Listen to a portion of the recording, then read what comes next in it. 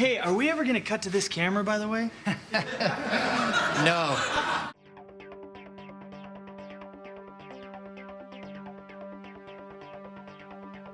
Number 10.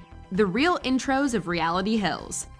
Bravo's slate of reality programming sometimes seems like a parody in its own right. In many ways, it's a gift that keeps on giving to a show like SNL. In this sketch, they found a way to mock several of the network's signature tropes in one go. Let's face it, we barely had storylines anyway, so we cut to the chase. We get the real estate himbo, the gold digger with her aging husband, and of course several versions of the Real Housewives.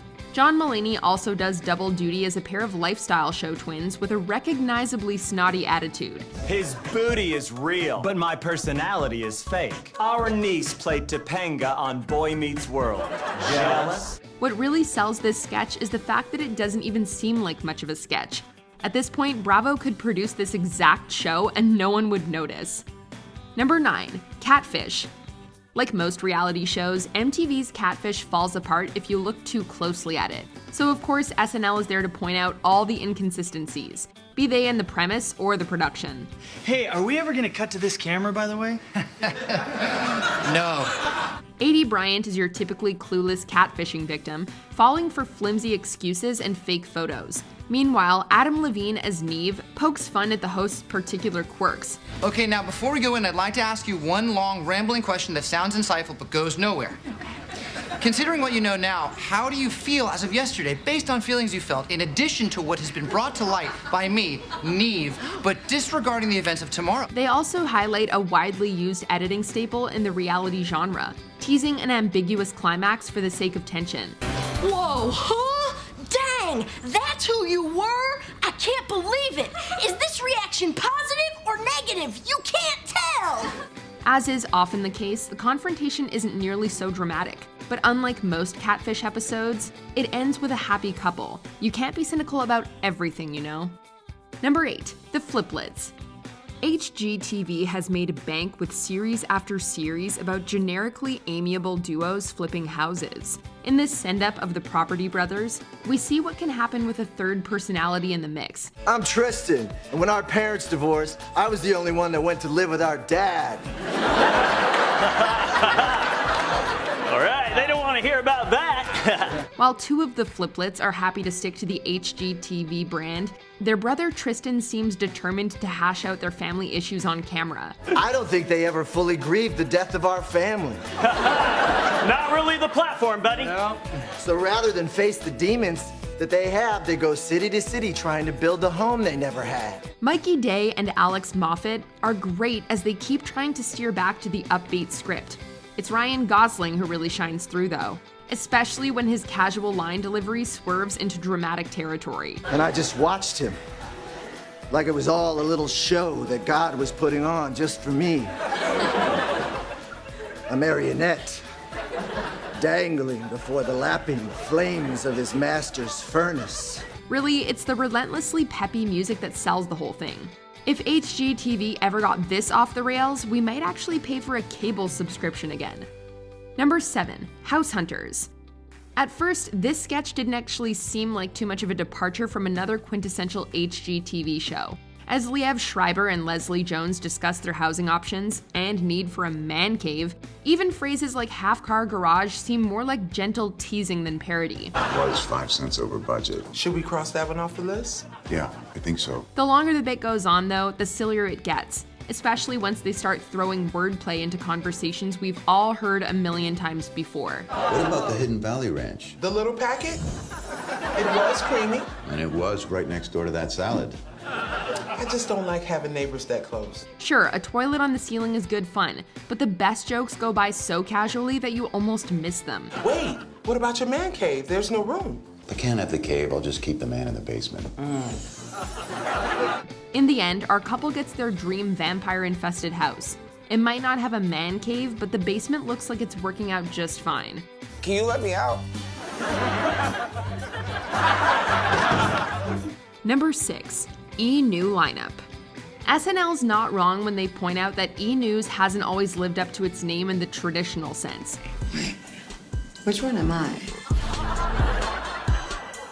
Alexa, you are Kendall Jenner. What? Not everything can be the news. Instead, they give us a rundown of new programming from the channel that would actually fit in pretty well with their existing shows. The centerpiece of all this? Another Kardashian spin-off, of course. Gal Gadot appears as Kendall Jenner in a series that mainly features the reality star trying to navigate her own gigantic home. Is this the bathroom? Damn, closet again. Other highlights include Leslie Jones with a show that, to be honest, we would probably watch. I was on Bravo, now I'm on E. I'm everywhere, bitch. I hate that. Meanie Leaks is I hate that. We've got to hand it to SNL. They have a pretty firm grip on what makes the E! Network tick. Number 5, Bland Man. Blake Shelton's Farm Hunk skit was a fun opportunity for the ladies of SNL to poke fun at shows like The Bachelor. So much so that they decided to do it all over the next season with an even blander man. My name is Dan, and I'm from Chicago or Denver or something. I have blue eyes, brown hair, and gray shirt. Once again, a rotating cast of hopefuls jockey to get FaceTime with the pleasantly generic Bachelor character. From the repeated tag-in phrase, "Can I steal him for a sec?" to the attention-getting tactics of the contestants, no cliche goes untouched. The bit takes aim squarely at the manufactured intimacy of most network dating shows. But The moon's nice. yeah, but I also like the day, you know, with the sun. Yeah, the sun is so nice. We have so much in common. It also doesn't hold back from addressing the representation issues these series usually have. I'm the black one. Let me walk you out. Wait. I didn't tell you yet that, everyone I ever met is dead. Oh, you have a sad past. Then you can stay one more week. It makes you wish Selena Gomez could always swoop in and cut a season short. Number 4, Floribama Shore. MTV's Gulf Coast follow-up to Jersey Shore is the kind of thing that seems spoof-proof, but SNL still took a swing. It's elevated by the addition of host Saoirse Ronan. Better known for dramatic roles, it's fun to see the actress fully embrace her reality-ready character here. My mama didn't raise me to be afraid of no storm. She raised me to be a fearless Christian sex addict with gum diseases you ain't even heard of, player. This entire sketch falls into the category of things that are funny because they're true. We've all seen a dozen versions of these people, from the party obsession, to the arguments, to the freewheeling hookups. But I'm not worried, y'all, because Trish said that she'd bang me after Kyler. However, we have to love the hurricane through line. Anybody who's ever experienced storm season in the South knows those people who still insist the beach is the best place to be. Wait a minute, there's a hurricane coming? We need to go, y'all. We're with you, Justin. Number 3, The Great British Bake Off. The sweet British import is known for its refreshing lack of typical reality show drama, and SNL decided it was time to do something about that. Emily Blunt and Cecily Strong feature in this as Brielle and Paisley, who have only landed in the tent as a last resort. Hiya, we wanted to do Big Brother, but we failed the psychiatric exam. This show don't have one, so we pass. We're here to bring the drama. These two are kind of like a Kruder, Statler, and Waldorf.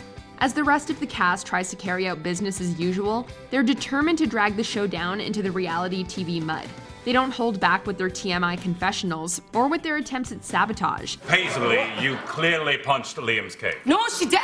He punched his own cake. Check the tape. Yeah, he's a psycho. He choked me earlier. He took his hand like this and he choked me. Until they find out there's no prize money, that is. Oh well, there's always the Extreme Baking Championship. Number 2, Disney Housewives. SNL has devoted plenty of time to skewering the Real Housewives franchise, but this angle was definitely the best one they ever tried. Happily Ever After apparently wasn't such smooth sailing for these princesses. Jasmine and Aladdin are broke. They used up all their wishes. As they mingle at Rapunzel's dinner party, the SNL ladies absolutely own their physical performances, clearly loving the chance to act out the kind of overdramatic pettiness that only exists on reality TV. Something about the Disney characters puts it over the top, though. Who does your hair? Birds? At least I didn't marry a beast. His name is Kelsey Grammer. Maybe it's just funny to think that even an animated princess can be a little bit of a mess, whether they're having tawdry affairs or putting out one really cringe-worthy single. We raise our glasses to you, ladies. Whatever. Before we unveil our number 1 pick, here are some honorable mentions. Reality stars. Even Cecily Strong and Will Ferrell struggle to keep a straight face.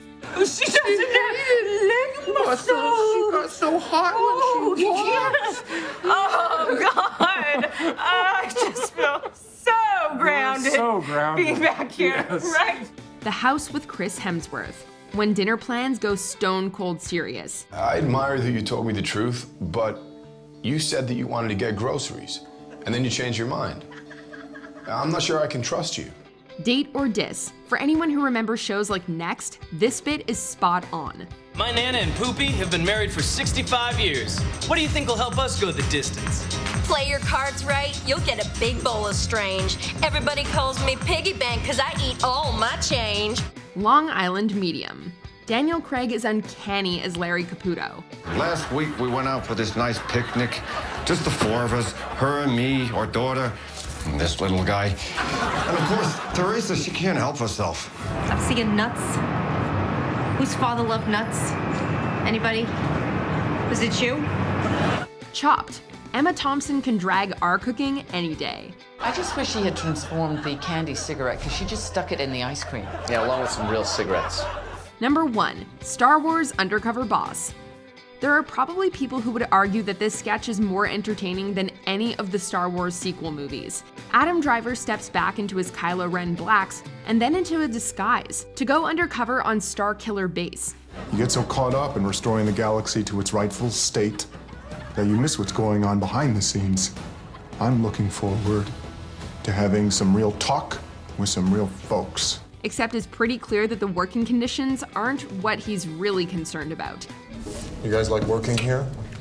You know, work is work. Yeah, totally. What do you guys think of Kylo Ren? Adam Driver's earnest performance kills here. Between his awkward attempts to fit in with the crew and lack of emotional control, it honestly feels like it could be a canon glimpse of the character we met in episode 7. His inability to read a room is pretty on track too. I have a bombshell announcement to make, guys. I'm not Matt.